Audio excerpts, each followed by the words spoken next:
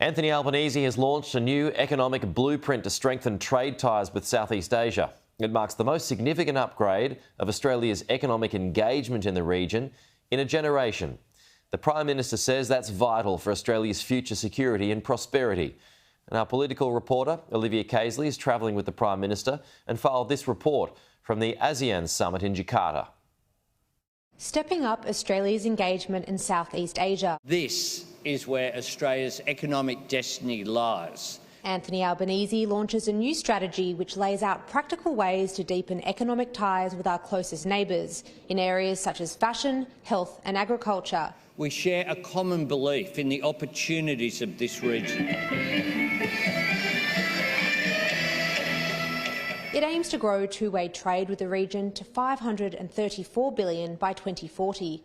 But it's as much about countering geopolitical headwinds as it is about seizing economic opportunities. And we hold a common responsibility to advance stability, peace and prosperity for every nation that calls Southeast Asia home. The blueprint aims to reduce economic dependence on China, limiting Australia's exposure to further political turbulence and addressing what government sources describe as a strategic liability. This is not about doing any less trade with China because, as you know, I'm trying to increase the amount of trade we do with China, but it's about having some options, some diversification. Obviously, the stronger our exports, the better off our employers and our workers are here in Australia.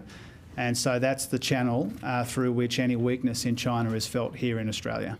Of the 75 recommendations, the government will immediately act on 3, committing $70 million to establish teams to identify and follow through on investment opportunities, $19 million to encourage trade, and $6 million to set up an internships pilot program for young professionals. One of the biggest complaints from our neighbours is being able to get into Australia, with some waiting years to get a visa. The government has said it's trying to fix the issue, but there were no new announcements from the Prime Minister today. A major review of Australia's visa system was handed to the Home Affairs Minister Claire O'Neill in April. The government is yet to release its fresh migration strategy. My government works issues through in a methodical, orderly way to make sure that we get decision-making right. That is the way that we'll consider these recommendations in the report. Olivia Casely, Sky News, Jakarta.